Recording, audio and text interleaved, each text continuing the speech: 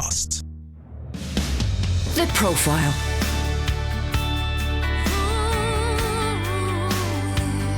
You're listening to Premier Christian Radio. Where faith comes to life. Well, hello and welcome to The Profile here on Premier Christian Radio. I'm Sam Hales, and this is the show where we sit down with Christians from all walks of life to hear more about their testimony, life and career. And today, I'm actually sitting in a pub in Eastbourne with the award-winning comedian Andy Kind. Andy, welcome to the show. Hi, Sam. You are hours away from playing in Eastbourne. That's right. At a church, Yeah. at a gig. So it's what is it? Just gone 4 o'clock, and I'm probably interrupting your pre-stand-up routine. What does your pre-show routine look like? It involves sitting in secluded places, drinking coffee, which is what I'm doing now. So I probably 2 hours before a gig I become really antisocial, and I do have to think about what I'm doing. Even after sort of 2,000 gigs, I do need to know what's going on because it's muscle memory, and you need to be focused and you need to be clear-headed. But we've still got some time before I totally blank you. So, being known as a comedian, is there any kind of pressure, even in a conversation like this, to have to be funny? Not anymore. No, I remember when I first started, I would try and show off. I mean, I am a natural show-off. Comedians are either naturally depressed or naturally show-offs, and I'm the latter category. But when I first started, I think I was so keen to prove that I was funny that I would try and do it everywhere. And having been at school and been told, yeah, you're funny, you're the funniest in our class, I always did play up to that a little bit. I went chasing after that. But, I've been a comedian for 13 years. It's the only job I've ever needed, and I've done 2,000 gigs around the world. Like, I don't really have anything to prove anymore. I mean, it doesn't mean everyone thinks I'm funny or... Sure. And that's fine. All opinions are available, but I'm much more content in my ability to do the job. Yeah. I'd love to talk a bit more about how it all sort of started in the early days, but here on the show we always like to go right back to the beginning and talk about someone's life growing up. And I understand you are originally from Stoke-on-Trent. Yeah, I was born in Birmingham, but I was raised from the age of 3 in Newcastle-under-Lyme, which is just outside Stoke-on-Trent. But I always say Stoke because a lot of people think Newcastle-under-Lyme is Geordie land, right, and you drink Newcastle Brown and you're related to Gaza and things like that. So I'm from Newcastle-under-Lyme, which is a little town within the Potteries really, and moved there when I was 3, raised there and lived there pretty much on and off until I was 27. So it is still home to a degree. Yeah, sure. Where did Christian faith come in? Was that part of your childhood growing up?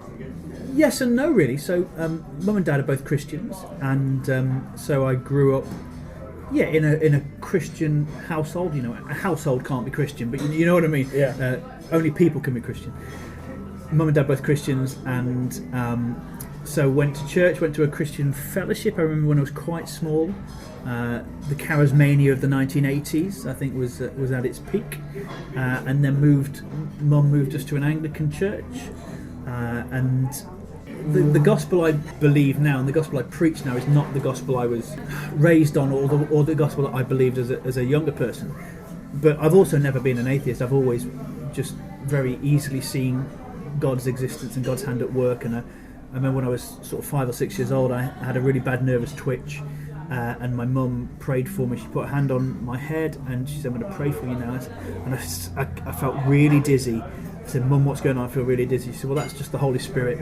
And the twitch went. I was healed of that twitch. And so from a very early age, I had a real sense of God's existence and his ability to do stuff. So, but as a young teenager, I played football on a Sunday.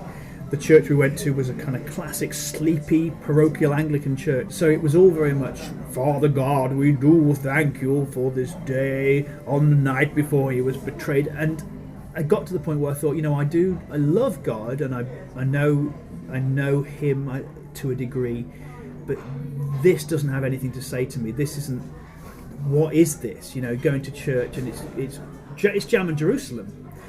Thinking, well, what? There's a discrepancy somewhere, and I was in my mid-20s by the time I reconciled those things. Yeah. Because you say now that the gospel you understand now is not necessarily the same as the one you were brought up with. So what exactly has changed? I inherited middle-class Christianity, where the main aim is really to make something of yourself. Of course, Philippians 2 tells us of Jesus that not considering equality with God something to be grasped, he made himself nothing. So if I'm trying to make something of myself, following a guy who made himself nothing, well, something's gone wrong there. There's a disparity there somewhere. So yeah, I inherited a middle-class Christianity where the good news was basically that I was raised in the West. And that's not the good news of the gospel. My inheritance, the Bible tells me, is something that can never spoil, perish or fade, and it's things like love and joy and hope and peace and freedom and fullness of life. It's not Netflix and a graduate job and a mortgage and a nice garden when I retire. That's not my inheritance. I am an evangelist now. I am a preacher, so you reflect a lot more. And if you hear the gospel alongside British imperialism or a particular political view, well, it's no longer just the gospel. It gets co-opted by other things and it loses its power. Do you see what I mean? Yeah, I mean, I guess it reminds me of Jesus talking about it's hard for a rich person to enter the kingdom of God, and I think even myself, when I hear that, I think, oh yes, it's hard for the millionaires. Yeah. You kind of forget that, oh, actually, I am probably one of the people Jesus was talking about, if you take a global perspective. Yeah. And you're not the only person to point out the church is very middle class. That seems to be a criticism that I'm hearing more and more. Is there a simple answer to that question? Because clearly we're not expecting those who are middle class to renounce their faith. That can't be the way forward. No. The simple answer, this is it. Are you ready for this? The simple answer is deny yourself, pick up your cross, and follow him. I don't want that to be the answer. So, you as a preacher, you preach to yourself first of all, and it's there. It's all there, and it's really hard. I love. I do this thing where I read the Psalm of my age as my sort of psalm for the year. So I'm 37 now, and that's really interesting. It's brilliant. It's brilliant. So I try and read it like once a fortnight, and there's a bit where it says. The Lord establishes a man's steps and takes pleasure in his way. Though he will fall, he will not be overwhelmed because the Lord holds his hand.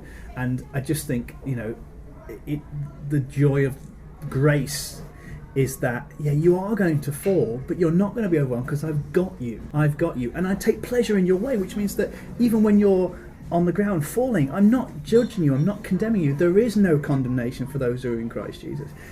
And it's so freeing. It's not just behave well, otherwise God will... It's not behave well, otherwise God will be angry.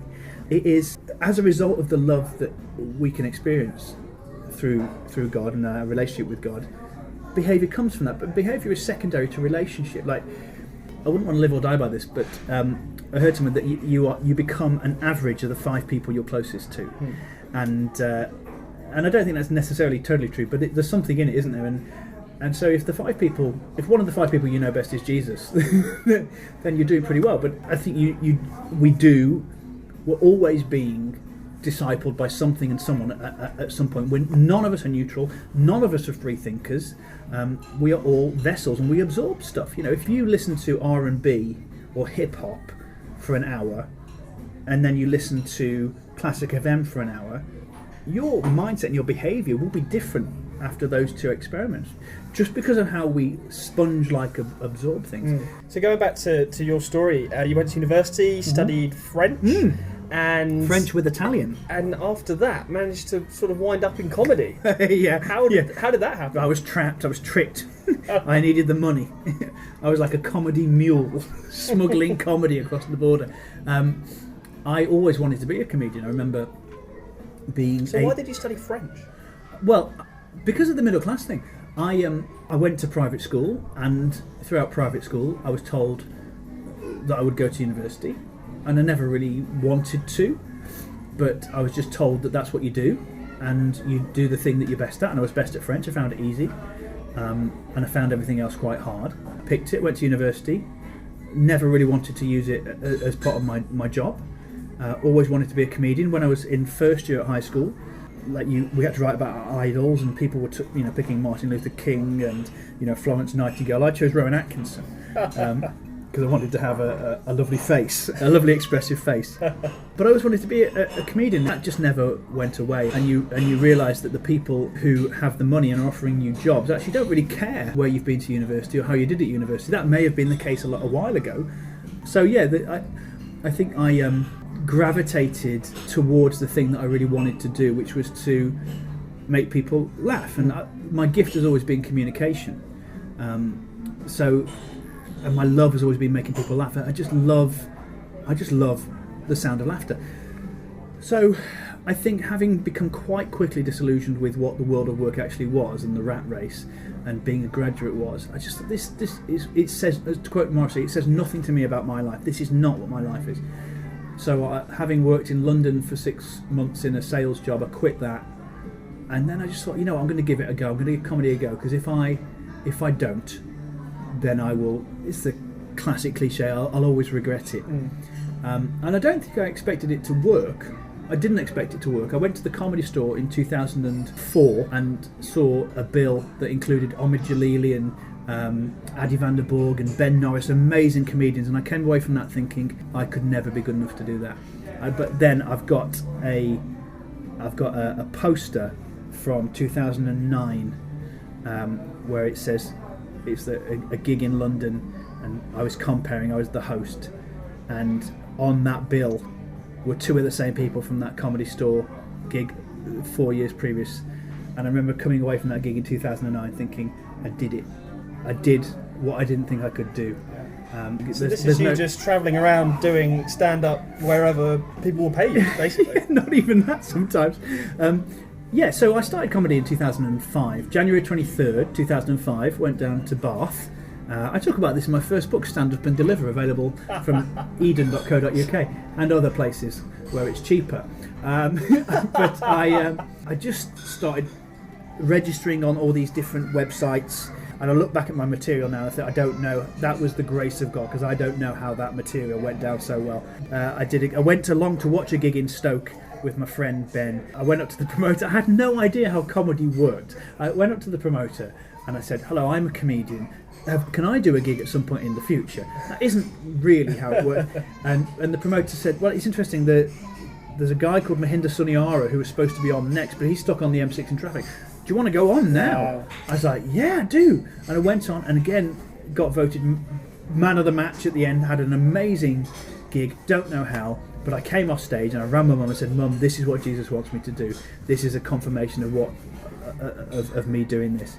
And that was it. That was it. And it was just that sense of, like the Red Sea parting, if you like, something seemingly impossible happening, and me kind of just walking into it. So it's been really hard. I've given up twice over the last 13 years, but I've always been resurrected. Partly because I've realised I'm not very good at anything else. Like, I have a really limited skill set. When you gave up, what did that look like? You're only 3 consecutive bad gigs away from giving up.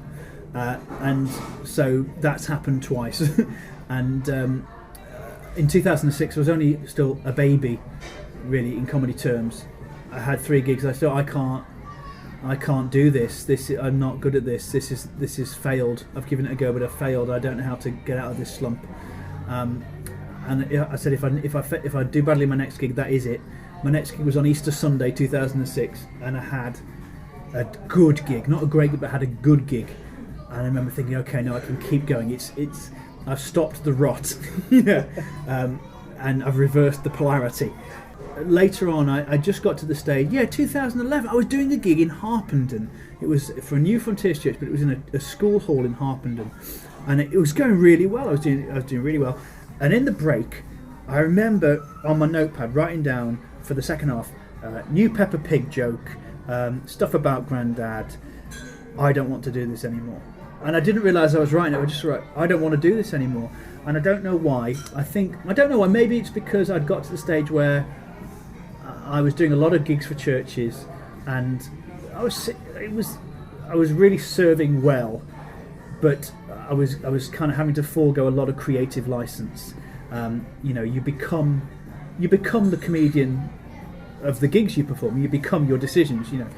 We become what we behold. And so doing gigs for churches, you can talk about wanting to push the envelope and push boundaries and stuff, but actually you want to keep getting booked and you want to keep getting paid, and most churches will, they want it to be safe. They're not really interested in the creative or the artistic license. They're not wanting to promote your art so much they want to put on an event that will be a safe and quality event, but safe event for them to invite friends, and so there's buffers in place there. And I think I just got the stuff I was writing and wanting to write increasingly was disparate from and separated from the stuff that was working.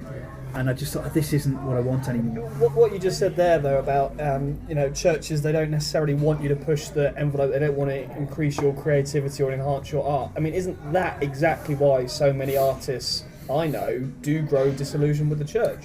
I think that is it. And look, I'm not. I absolutely love the church and want to build up the body, and I don't want to tear down. And actually, you don't want people coming along and ridiculous risks being taken, which break relationships with seekers and the wider community. Of course, I see that. I think also, though, that we can then become too fear-based. And the thing the Bible says more than anything else is do not fear. It doesn't say anything as much as it says that. So one of the things we do really well at the moment is championing the poor, I think, actually, as a church. Like food banks, Christians Against Poverty, fantastic. Well, I think we are nailing that. We are so bad at championing people's artistic gifts to the point of cursing people. And I don't mean, woo, I just mean, for me, a curse is if you hear a lie enough times, you'll believe it. And that's a curse. And as an example, if you go to your church leader and you say, I feel like God's called me as a missionary to Africa, they'll be like, oh, this is amazing, fantastic, oh, God's really on you, the Holy Spirit's really anointing you. What we'll do, we'll put you on our prayer list and we'll support raise for you, and we'll get a picture of you, we'll put it on the notice board, attached to a map via a piece of thread or kind of ribbon, and people will know that you're doing that. If someone comes to the pastor or the church leader and says, I feel like God's calling me as a missionary to the arts, what will tend to happen, not universally, but generally, is well, that's interesting. It's interesting you've got that hobby. Why don't you get yourself a normal job, and then at Christmas you can help us with our nativity, because that will help you with your artistic gift, won't it? I mean, that is lots of people's story, and yet, unless they're a worship leader. And again, like we're brilliant at discipling worship leaders. I'm not trying to tear down that, but who's championing the performance poets? Yeah. Like nobody really, and no one likes poetry. But we should still be championing. But do you know what I mean? It's yet the first thing. If you look at those two examples, the first thing that most people in our society do when they get home is not see what's going on in Kenya or Uganda. They put on the TV, and you'll hear loads of people saying, "Oh, it'd be really good if there were more authentic Christian characters on TV." But who's supposed to write them? If we're going to have Christian characters, we need to have Christian screenwriters. But who's discipling them? Where are they supposed to come from?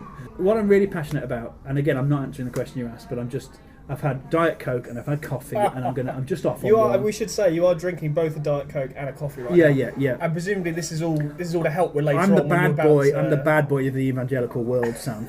We're sitting in a pub, and you, being a bad boy, is drinking 2 soft drinks. Yes. Excellent. I said a bad boy, I'm not a heathen. I'm not a backslider. So. He says, tongue firmly in cheek. What was I saying? I don't know. No, but I don't know. It was really great. Yeah, I was enjoying. I felt really anointed. A lot of what you were just saying, I guess, brings us quite neatly on to one of the projects you're involved in, which, as I understand it, is running a retreat centre. Yes. And I know part of that, as you say, is discipling people in the arts. So do you want to talk specifically about this retreat centre and how that came about? Because I don't really want to talk about the retreat centre because it. Okay, now we'll talk about it because actually, I'm very good.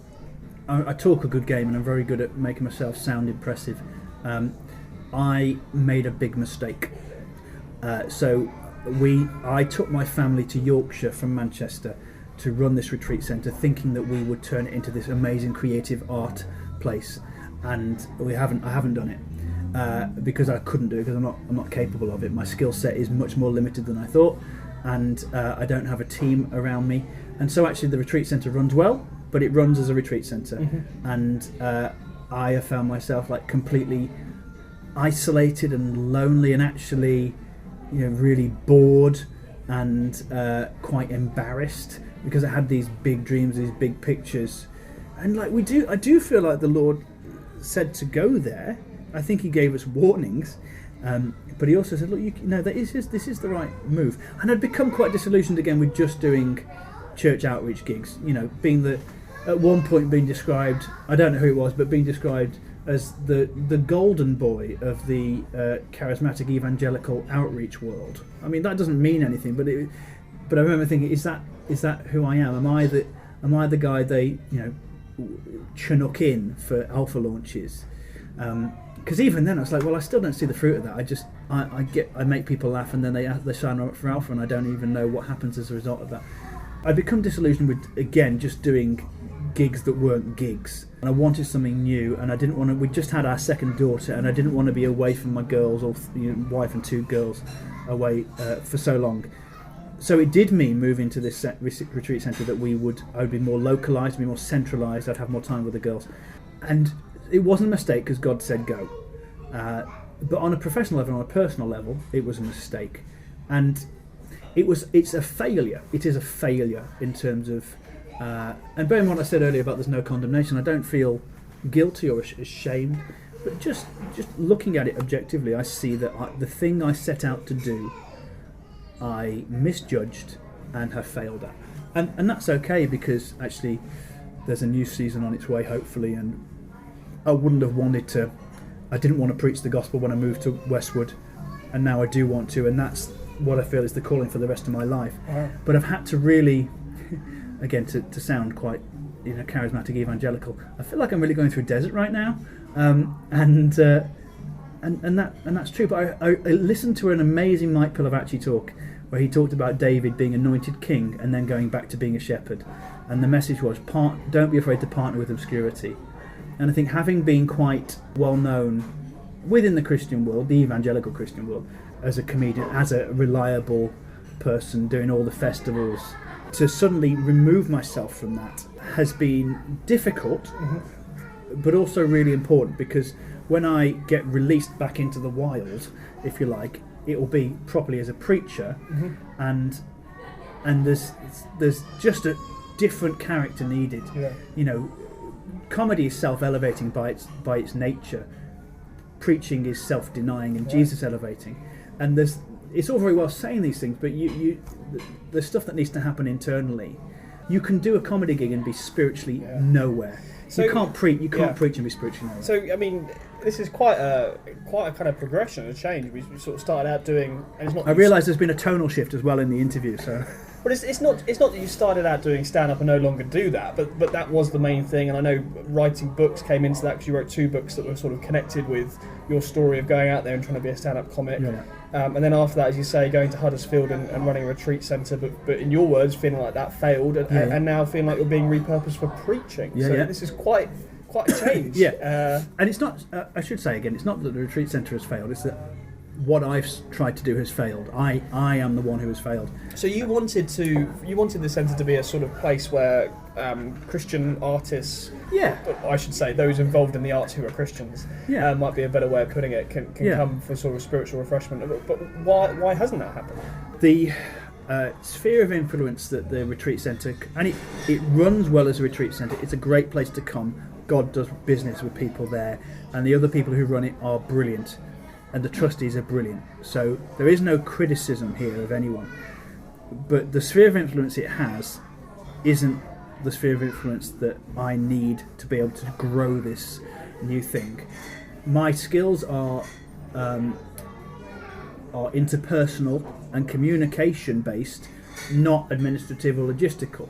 So was it out of this sort of instead that the preaching thing came from? Where does that fit in? I don't really know. I think that I realised for the first time in my career I was faced with a bad decision, like a real misstep. I think I've always been quite good at going where the niche was. And I thought I was doing that again. I thought I was creating a new niche, and actually just hit a wall. I started taking a quarter of the gigs I've been doing beforehand so I could be there more. If you're on stage 3 nights a week, 4 nights a week, chemically you're never that low. Like your body never gets that low. You never crash. It's like having a permanent caffeine high, and permanent affirmation. And my addiction is words of affirmation. It's my love language, but it's my addiction as well. To scale all that back, like I realized I crashed, like chemically and emotionally, just really crashed, because I just wasn't getting that drug. And then that drug, I guess, being in the form of applause at stand-up gigs or laughs at stand-up gigs. people laughing, people coming up to you at the end and saying, "Well done," and to then suddenly be on the back end of a hill in the middle of nowhere, where you're doing something you're not very good at, and even if you were good at it, people wouldn't tell you that. It's just like. It's difficult. Character is what happens when personality doesn't get its own way. It's not the case that I should just buckle down and stay at the retreat centre, but actually, whilst I'm there is a responsibility to, again, just not, as I said earlier, with Psalm 37. You don't stay down. The Lord has your hand, and so you get up. So to answer the question, which I do remember this time. In the midst of all this, my friends Simon Holly and Steve Wilson at the King's Arms Church in Bedford said, "Do you want to come and do a gig for us and also stay on for this on the Saturday night and stay on for the Sunday morning and preach?" And I thought they were joking, because I thought, like, me, like, this would be a nightmare. If you want me to preach, like, you're a church of 1,000 people, you want me to do the preach on the Sunday? They said, "No, this is what we want. This is what we think you should do." I sort of blagged it to a degree in terms of I did my 3 best bits of material and I talked about Jesus around it, and 5 people made first-time commitments to Jesus, and I came off stage feeling more exhilarated than I ever felt in my entire life, and thinking, oh, this is what I was born to do. Comedy has been my warm-up act, as it turns out. And from that moment I thought, actually, I want to preach the gospel. Wow. Because it doesn't mean I can't be a comedian. That is who I am. I am a comedian. I can be funny. I can use all my best stuff. But actually, there's something better than making people laugh. It's making people laugh and then telling them about the gospel. So the last 2 years have been interesting, because I've got this growing, birthing desire and calling and anointing to preach, whilst at the same time being in a valley and in desert and not being fully released to come out of that. You're listening to Premier Christian Radio on this Saturday afternoon with me, Sam Hales. It's The Profile, and I'm sitting down with Andy Kind. We recorded this interview in a pub in Eastbourne just before his stand-up gig. That's right, Andy Kind, the Christian comedian turned preacher, is my guest today, and you'll be hearing much more from him right after this. Premier Christianity magazine. In this month's issue, Find out how the church reacted to the Grenfell Tower fire in our exclusive interview with Bishop Graham Tomlin. Plus, is hidden disappointment killing the church? We look at how to handle this difficult emotion and discover Christian views on gender and women's ministry in the church. Plus 5 miraculous stories, news, reviews and more. Out now in the June edition. for your free copy, visit premierchristianity.com/free sample. The Profile.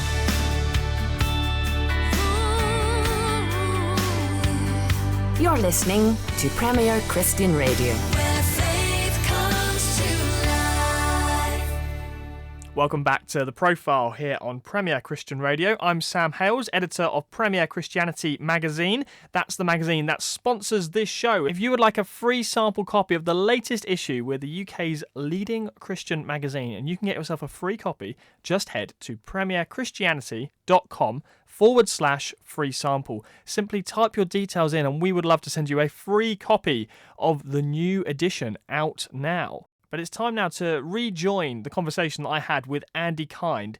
There is a little bit of background noise in this interview. We recorded it in a pub just across from a church where Andy was due to perform later that Saturday afternoon. And then the next day at the same church, he's going to be preaching. So Andy Kind is a comedian turned preacher. I'm going to be finding out much more about what that means in the second half of my interview with him. Let's listen in.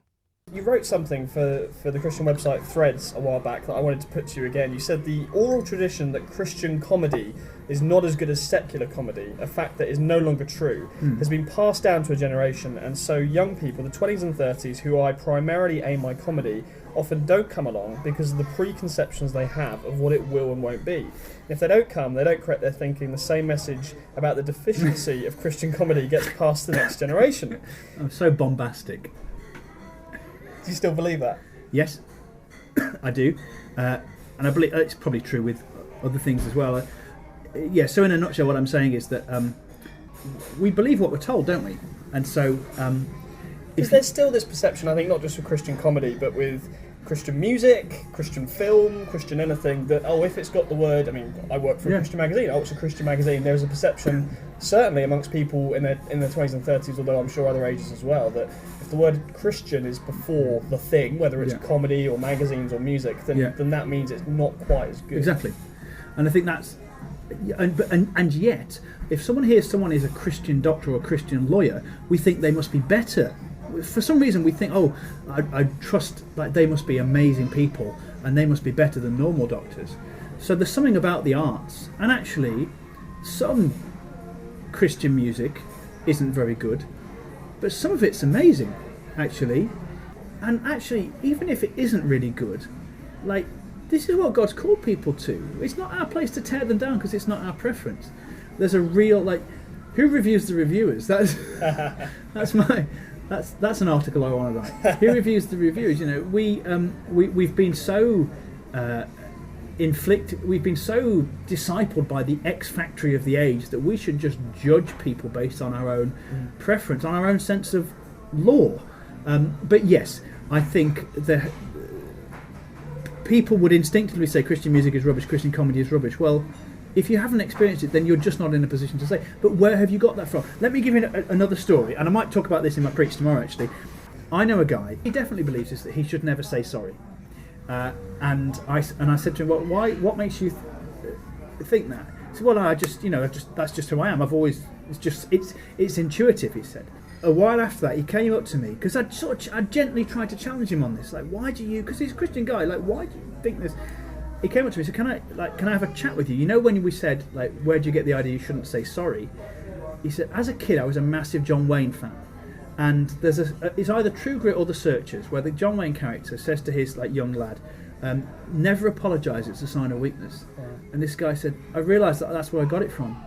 I'd watched it so many times, because I was an avid John Wayne fan, I'd just taken it in. And so this idea that things are just intuitive and obvious and self-evident, it's not. We absorb. We've got to be really careful with our words, because if you tell your kids evangelicals are bigots, or liberals are weird, or Christian music is rubbish, they'll believe you and they'll live as though that's true. Yeah, but it just perpetuates the cycle. Perpetuates, but it causes division and destruction, and it's. But by the same token, just before we came on air, you made a remark of say what you want, Sam, but please do not call me a Christian comedian. Yes. So by the same token, there is a problem with that particular phrase. Yes. And so the way I've heard it put is, and tell me if you agree with this, you'd say, I'm not a Christian comedian. I'm a Christian who is a comedian. And there's a difference. Yeah, I've described myself as that in the past, but yes, I think the problem is that people like certainty, don't we? So we like to pigeonhole. The Christian describes me. Christian comedian is not a proper noun. It's not capital C, capital C. It describes me, not the comedy. And like you see me, I am clean, and I'm not offensive, and I don't swear, I don't use sexual gratuitousness. But those things are incidental. I'm not trying to be clean. I'm trying to be funny.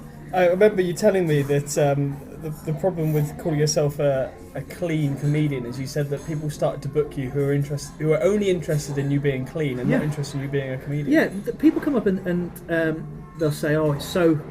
Thank you so much. That was such a good night. So nice to hear someone not swear."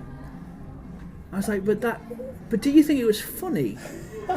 Like, oh no, yeah, very good, but much better than those people on TV who use bad language. What do you mean much better? No, you're making a moral judgment on something that's primarily creative, and it's like the wrong category. It's a category error, as philosophers would say. Yeah, I hate the phrase Christian comedy because comedy's comedy, and Christian comedy is it's jokes about the Bible and stuff like that. And none of the people I know who do comedy who are Christians do Christian comedy. They're Christians who do comedy, but they don't even go around describing.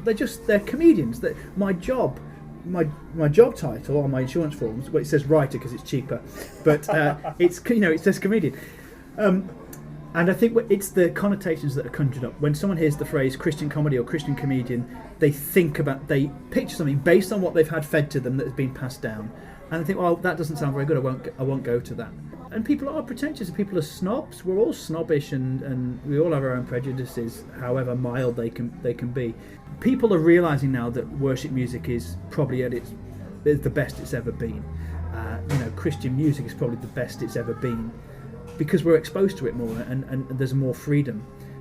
All the other arts are still behind that. Like, there's some amazing Christian dancers. Can you name any? Can you name any Christian performance poets? You probably couldn't name 5% of the Christians in comedy, and you've known me for like nearly 10 years, and you know other people as well. But Calling me out. yeah, outing you as someone who doesn't know anything. So yeah, and I'm not saying that everyone has to champion everything, but the people who can should. Some of that reminds me of some of the experiences I've had when you talk about some of the prejudice that goes on. I mean, I can think of church leaders who won't sit down for an interview like this, understandably perhaps, because they've been burnt in the past by journalists who's dealt with the story in an unethical way, and so this kind of becomes we can't touch journalism. I'd rather shy away from that. I mean, presumably you might have had similar experiences in the comedy world of there being Christians out there who do just think of the kind of Ricky Gervais atheist kind of comedy and think, well, we can't have any of that in the church. I think that you have got to be wary, but actually there's something about giving people the benefit of the doubt, and just do not be afraid. Like, if people want to, in Acts 14, right, where Paul and Barnabas go into Derby and Lystra, they've been in Lystra, they go along the A50 to Derby. A lot of the Book of Acts is set in the East Midlands. I don't know if you know that, Sam. I didn't. No. Yeah, it's true, and you'll have complaints about that. They preach the gospel. They get beaten up. Paul gets beaten up and thrown out of the city, and he goes back in. He gets up and he goes back in. He's totally fearless. They were fearless, and so people can say what they want about me as a comedian, me as an artist, me as a man. All opinions are available. Not all opinions are valid, but all opinions are available, and I can't control what people think. I have gone through phases of trying to control what people think. Even I'm still instinctively saying don't say Christian comedian, but actually I've always been described as a Christian comedian. I can't change it. I can't go door knocking around the country saying, please don't call me this, because it's been 13 years and people still don't get the message. It seems to me that you've had a very easy life. No, I mean, just in talking to you previously and reading some of the things you've written, it seems to me you've had a fairly love-hate relationship with the Christian world. There are times where you've sort of said, a lot of the gigs I do are in churches, not all of them are, but a lot of them are, and I have to embrace that, and this is kind of my niche. And there have been other times where you've kind of railed against that and said, I don't want to be pigeonholed into that world, and actually I am out there in the clubs, and the church needs to support me in those venues too. Yeah, I think I would probably the some of that was obviously about my pride and insecurity. Actually, that I am probably much more secure in my identity as a child of God now than I ever have been.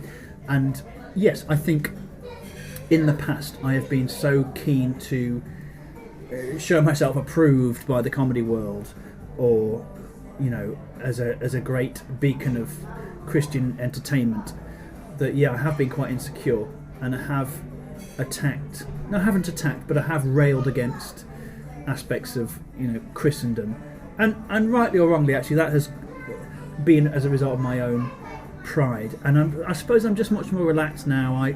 Of course, I don't want to be pigeonholed, and I'd like there to be more artistic freedom for me when I do church gigs. No, I don't have a love-hate relationship with the church anymore. I love the church, and I have been too proud and too self-indulgent at times. And it doesn't mean there's not a conversation to be had. Yeah, I think we do need to champion our artists more and give them more freedom, give them more support.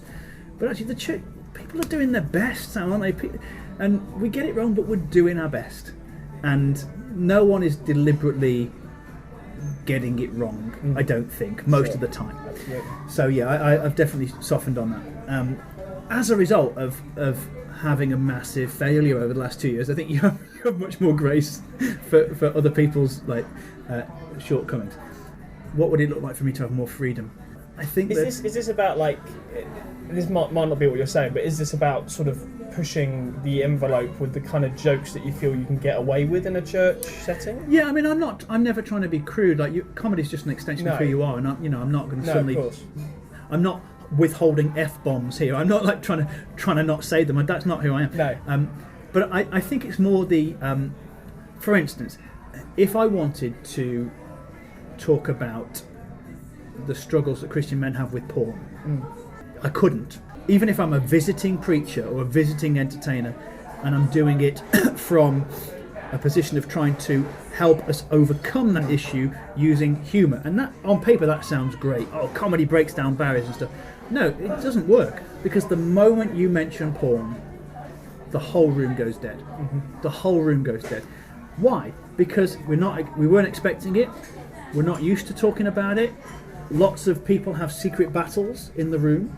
You know, the percentage of Christian men who have secret battles with porn, and so people shut down. And as a, I can still talk about it, but I won't get any laughter. Right. And I probably won't get any laughter for the rest of the gig. And you could probably bring that up in the context of preaching, but what you're saying is in the context of going to a church and doing a comedy show. Yeah. That deadens the room, and Easier is it? people aren't willing to. I guess people aren't willing to laugh about that, even if. And comedy is often talked about in this way, that it is actually just telling the truth. Yeah. A lot of comedy, and that kind of makes us feel a bit uncomfortable when we laugh. Yeah. And that works with some subjects, but you're saying with pornography that wouldn't. Yeah, and so that would be an example, but even things like, so the word you absolutely can't say, that you won't expect, well, you can guess, what is the one word as a comedian doing the sort of gigs that I do that you cannot say? You won't guess, but the one word which is guaranteed to take all the air out of the room is racism. The word racism. Not being racist, but saying the word racism. Really? That's game over. I promise you. There's just certain things that everybody, but I think particularly Christian audiences, are just worried about. And it's not because Christians are prudish, it's because they care. I used to say things like it's prudishness and it's piety. No, it's because they care. Right, yeah. And they have a sense of justice, and they have a heart for people, and it grieves us when there's injustice. It grieves us when people are racist.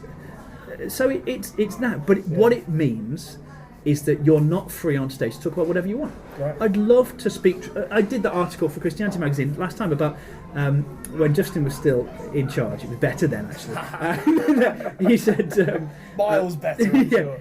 Because he got in touch with me and said, Justin Briley, and said, comedians are the new prophets. Can you write about that? I said, yeah, but I've got to say that they're not the new prophets. I remember that. I remember having a conversation with Justin when we commissioned that, and so the idea was we wanted you to write this, as you say, this article that comedians are modern day prophets because they're out there and they're speaking truth to power. Yeah. And they're making all these really highly charged political points that change people's minds. And you're right. You came back and you said that it's not true. No, comedians are not prophets. They don't speak truth to power. They ego groom the people in front of them. They are yes men and snake oil salesmen. Generally speaking, people only laugh at what they recognise. And most comedy in this country is about making the people in the audience feel better. But here, for now, we haven't. Caleb's come back and said we need to take the land, but we haven't taken the land yet. I'm Caleb. How about that? No, I'm not. Ken Dodd was Caleb. You talked before about having bad gigs, and presumably it's quite easy to measure what a bad gig is because people just don't laugh. Yeah, so is that all it is? Yeah, mate. Usually, yeah. It's what's interesting as I preach a lot now, you don't know what a bad preach is. Yeah. Because actually, if you're in a band, you probably, maybe if you hit lots of wrong notes, you might know. But even then, musicians talk about having a bad gig, and I always think, well, what does that look like? Yeah, I think with music, you do a song, people clap at the end. Well, with comedy, you're having a bad gig because people don't laugh. Right. Actually, it still may not be a bad gig. If you're doing a gig on the north coast of Northern Ireland, they're just so confused as to why there's comedy there. I did a gig. Really? Yeah, church in Northern Ireland. Lovely, just beautiful people. Lovely, lovely people. But they were so scared. They didn't know what was going on. And I died. I thought I was dying. But loads of them came up with me and said, thanks for that, was really good. But why didn't you laugh? They just didn't know how. They didn't have that culture.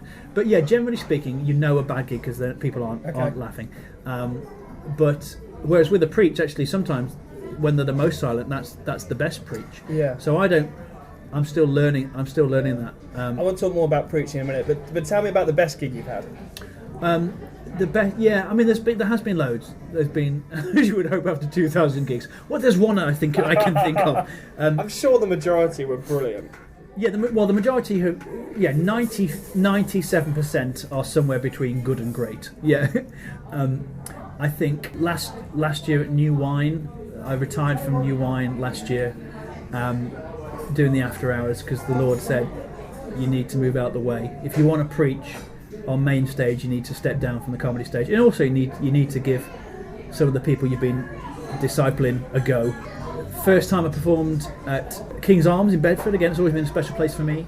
Digbeth Vineyard Church in Birmingham was amazing. First time I did that. First time I'd done an hour. So it's always the seminal things. It's the first time you do an hour, first time you do an hour and a half, first time you do 2 hours, first time you get a standing ovation. I would have traditionally said my Greenbelt show in 2008 when I got together afterwards with a girl who's now my wife. So that would be the most significant of gigs. But you know what? Yeah, you don't repeat an experience like that. You don't repeat an experience. Well, I hope not. Yeah, it's not totally impossible, but I hope not. But yeah, I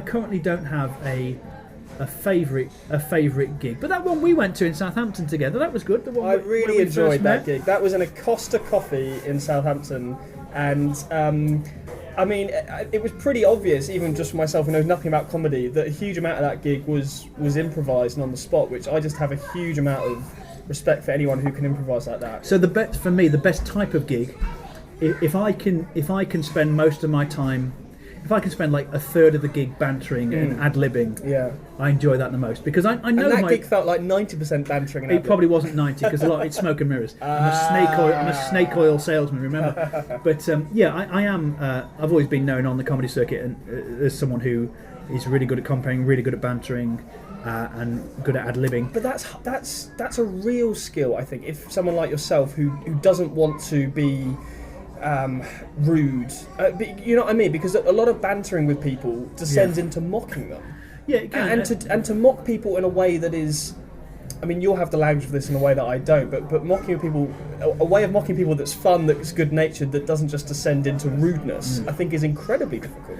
But again, it's just an extension of who you are. So like I don't mock people in my life. Like I work really hard to honour people in my life, and so you just do that on stage, but you do it with jokes. And but my favourite sort of gig, if I can, because I know my material and I enjoy it, and you do new material and you enjoy that, but if you get more credit from yourself and from the audience if you create something out of nothing. There's something spontaneous, creation ex nihilo is, if it happens on a cosmic level or as a vignette in a comedy show, it's unbelievable. I found this really great quote from you the other day that I think you were asked, it was actually by the Evangelical Alliance, you were asked, what's your dream for society? Oh, yeah. Which is a wonderful question to ask, which would almost imply that you are the next American president or something like that. Yeah, I'm hoping to be POTUS. But they asked you what's your dream for society, and you gave the brilliant answer of to see people living like Tom and Barbara from The Good Life, sustainable living, sharing resources, and tight-knit communities. Yeah, see, that's interesting. That was my social justice season. And don't get me wrong, I mean, I love Tom and Barbara from The Good Life, and what I've said I think I like, but so that was probably about 8 years ago now, and that wouldn't be my answer now. So what was happening at that time that made you say that? Well, I was quite newly married, and my wife used to work for a prayer and campaigning network, and she was very much, that sort of social justice greenbelt type of Christian, and and she was really interested, and still is interested in sustainable living, and so I kind of just we went through a gardening phase. We used to garden, and we had You're the first person I've ever interviewed who said I went through a gardening phase. It was a phase. It was an addiction, and I'm clear of it now. I can't see a trowel. I can't be around trowels. I can't be around people who are eating trowels. I don't know what I'm talking about. So, so that I was just. I think I was learning the. So I've always had this question about why is it that it seems that evangelical Christians can't believe in social justice, and why liberal Christians can't believe in the gospel. traditionally, I'm being flippant, but it's always seemed like there can be those two sides. Yeah, You either there's- believe in preaching the gospel, you're either a missional Christian who preaches the gospel, or you're missional at inaugurating social justice. And so I think what was going on now was sort of widening myself out a little bit. But I would now say that my dream for society is to see people living from their identity as children of God, and that might seem a little bit trite, and maybe it is trite, but actually that is what I want, because I think that's what Galatians 4, 6 and 7, you are no longer slaves but sons, and also by definition daughters. I mean, that's just incredible. It's for freedom. Galatians 5:1, it's for freedom that Christ has set you free. I think I was in my 30s before I realised the power of the gospel, as what the gospel is. The gospel is not stop being naughty or God will be angry. That's not the gospel. That's not repentance. Repentance is change your mind, turn away. Change your mind about what? About who you were born to be. And turn away towards what? Towards the guy who can give you that freedom, that sets you free and empowers you to be who you were born to be. I think I was bereft of people who were modelling biblical Christianity. I think biblical I've had so much Diet Coke. But I think biblical Christianity is a merge of those social justice things and the preaching of the gospel. I want to do what the guys in the book of Acts were doing. I think most evangelicals today would agree with you on that point, and I think there has been, even in my lifetime, a massive shift in how the average evangelical thinks about social justice. Yeah. But it's really refreshing, Andy, to hear you talk so honestly and openly about things you said before that you've changed your mind on and have a different slant on, which is pretty much everything you've quoted me on. So I don't believe that anymore. I think that's refreshing, and it's clearly healthy that you're in a different place to where you were. But I want to draw you a bit more on that with what you said a moment ago about new wine and the kind of the way you put it was, well, I need to sort of stop doing the after hours comedy stuff, and now I feel called to preaching. But you also said the first preach you gave was 2/3 of your comedy set. Yeah. So how do you see those two things in the future? So I want the preaching to come out from the middle of and then overwhelm, like grow up from inside of the comedy and overwhelm it ultimately. So you have to have good soil in order for things to sprout and grow. I told you I had a gardening phase. You remember? There it is. It's coming back. It's coming back, isn't it? So comedy's the soil from which the preaching grows out of. But I think it's more about how I am seen. Like I am known as a comedian. As the comedian. But the Christian comedian in some circles. In some circles. But as a comedian, and as actually, so there are certain Christian festivals where I was never allowed on the main stage because I wasn't trusted. I was trusted at the after hours, but I wasn't trusted anywhere else. Right. Because they thought I'd be a bit naughty. And I would have been a bit naughty because I am a child and I am playful. But I think it's fun to have a preacher who's a bit naughty, isn't it? Yeah. So, but I think it was mainly. So it was the two things. I spend some of my time, some of my effort goes into trying to champion young Christians, or less experienced Christians who are coming onto the comedy scene. I try and get them to be my support acts. I try and spend time with them. I run workshops for them. I want to champion them and disciple them and model something for them. And some of those guys are now at the stage where they're ready for the big festivals. And because I've been hogging it, me and Paul Carenza, I have to move out the way, because otherwise, Robbie Dawkins, again at New Wine a few years ago, said your main calling in any ministry is to equip those coming up behind you so they can stand on your shoulders. So there's that. It's getting out the way so other people can have a go. But it is also about saying, look, if you want to be taken seriously as a preacher, there's just certain things that you can do to surrender to help to surrender, kind of lay down your arms from the previous battle. So I'm not doing any Christian festival. I'm not at Spring Harvest now. I'm not going to New Wine. I'm not doing anything. I won't do it because actually I just need to have. There needs to be a break. There needs to be a fallow season. It seems quite nice in the meantime that you can do a bit of both. So you're about to go on stage and do this stand-up. How long are you playing for tonight? I'll do about an hour and a half. We'll do an hour and a half tonight of stand-up comedy, and then the next morning you're going to be preaching at the church that you did. I'm doing all 3 services, yeah. At the church you did the stand-up the night before, so that's right. kind of fun. So that's good because actually preaching doesn't pay. Comedy pays. Okay. So yeah, my new model, my new resource is that I do the Saturday night comedy, and they pay me for that because that's my job. Yeah. And then I preach for free on the Sunday. So they get something, I get something, and it's a good relationship. And also we go on a journey together over the weekend. So I'll doing all 3 services tomorrow, having had a nice time tonight, hopefully. Fantastic. And I want to finish just by talking about your books a little bit, because I know that's a huge part of your career we haven't really touched on at all. I understand you're writing, at the moment, a sequel to a previous book. Is that correct? That is correct, thank you. I am writing a sequel to The Unfortunate Adventures of Tom Hillingthwaite, which is the third of my 3 books, and the first with me not in it. So it's a third-person comedy novel about an evangelist who moves from a really middle-class area to quite a rough area called Bruton, which may or may not sound like the place it's based on. He tries to build community, but the thing about him is that he's the worst evangelist in the world. And so it's quite interesting because it's about... I wanted to tell a funny story about someone who is called but not capable. Called but not equipped. And the story's about lots of things, but it's really about our identity is simply in who we are, not what we're good at. So it's the story of Tom being moving to this place and just being terrible. He's not a good evangelist. He doesn't lead anyone to the Lord, and his wife leads loads of people to the Lord easily. His daughter at school, she starts like this little mini alpha thing. Even his cat leads someone to the Lord, but he doesn't do it. And it's about that struggle, that questioning, like, what is God doing?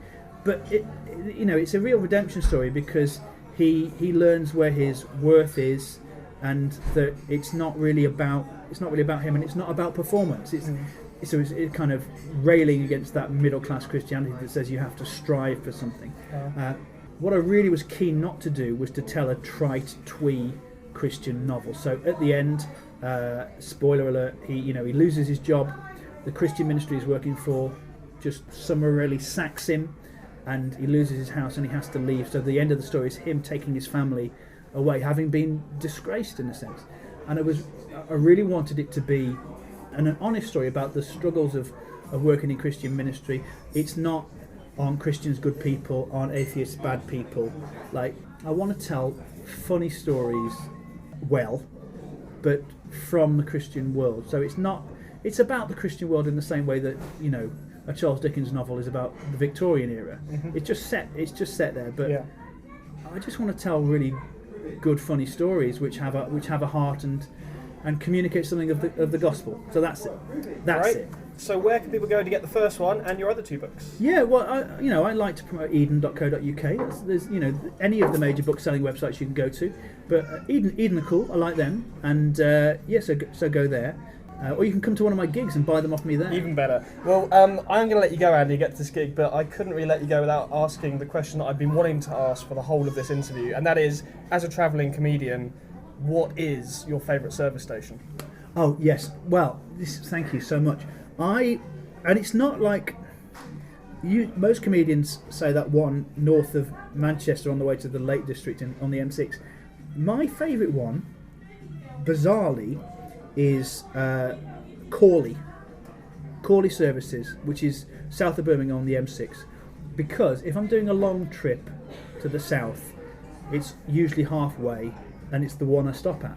And it's got a lovely big car park, and it makes me feel really comfortable.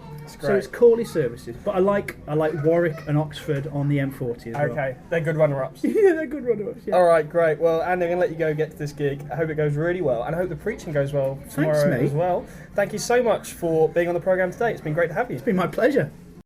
Thanks so much for joining us on The Profile this Saturday afternoon. I've been Sam Hales, interviewing the comedian turned preacher Andy Kind. We'll see you next week.